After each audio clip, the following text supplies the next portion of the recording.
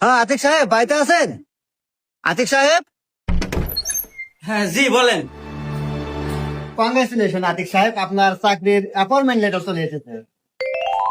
হ্যাঁ, আল্লাহ, এতদিন পরে তুমি আমার স্বপ্নটা পূরণ করছো, ধন্যবাদ আপনাকে। কিন্তু দুঃখজনক বিষয় আতিক সাহেব, আপনাকে চাকরিতে আজকেই জয়েন করতে হবে, নাহলে চাকরি থাকবে না, চাকরি আপনি পাবেন না। আরে বাবু, তুমি এই জায়গায়? আরে বাবু, আমার বাড়িতে আজকে আমার বিয়ে ঠিক করতেছে, তুমি যদি আজকে আমাকে না নিয়ে পালাও তাহলে আমি বেশ মরে যাবো। কি কও? No no no. আরে আতিক সাহেব, আজকে আপনাকে চাকরি জয়েন করতে হবে, না হলে কিন্তু চাকরি পাবেন না। রাহেন মি আপনার চাকরি, আমার চাকরির চেয়ে আমার ভালোবাসা আগে। এই যে আপনার চাকরির এই যে গুল্লি।